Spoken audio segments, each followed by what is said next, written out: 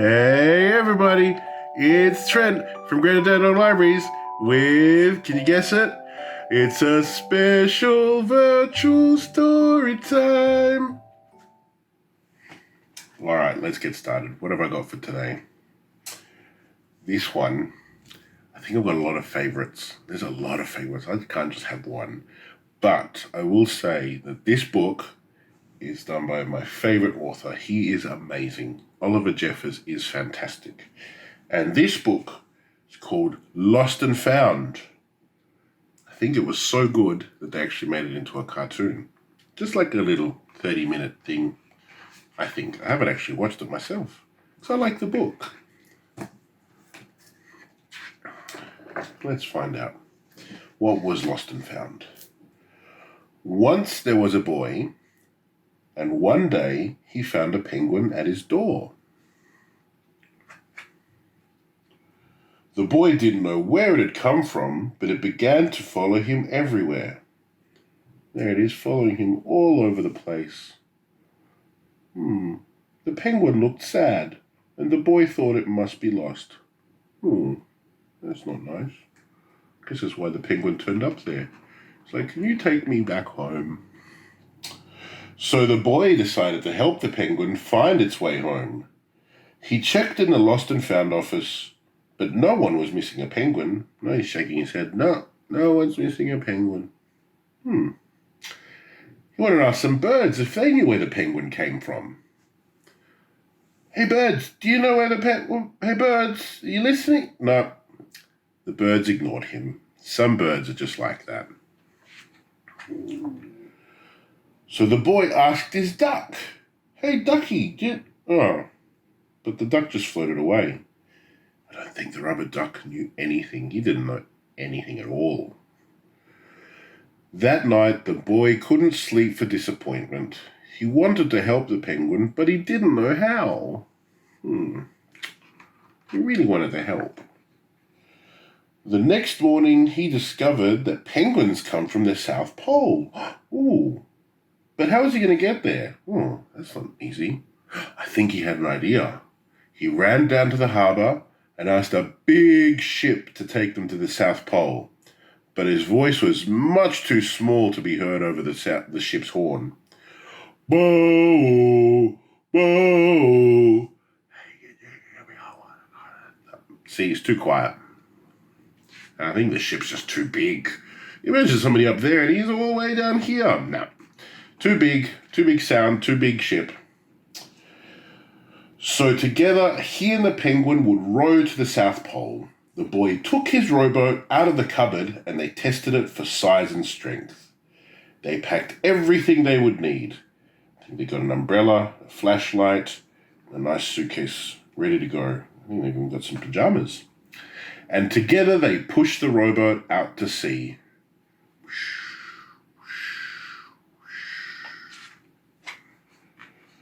They rowed south for many days and many nights, with the boy telling stories all the way. The penguin listened to everything that the boy had to say. I think the penguin really likes stories. They floated through good weather and bad weather when the waves were as big as mountains and lightning. Boom, boom. Thunder and lightning. That's scary. Until they came to the South Pole. They made it. Excellent, even though it was bad weather. The boy was delighted, but the penguin said nothing. Suddenly looked sad again as the boy helped it out of the boat. Wonder why it's sad. It even has a nice sign on the South Pole that says, "Welcome to the South Pole." The boy said goodbye. Bye, penguin. Bye, boy. And he floated away. But as he looked back, the penguin looked sadder than ever. I think I know what's happened. Can you guess what's happened? It felt strange to be on his own, and the more he thought, the more he realized he was making a big mistake. The penguin wasn't lost. He was just lonely. He was just looking for a friend. So quickly, the boy turned the boat around and headed back to the South Pole as fast as he could. Uh-oh. I don't think he saw that. At last, he reached the pole again. But where was the penguin? We know where the penguin is. The boy searched and searched, but he was nowhere to be found. Hey, penguin! Penguin, come back!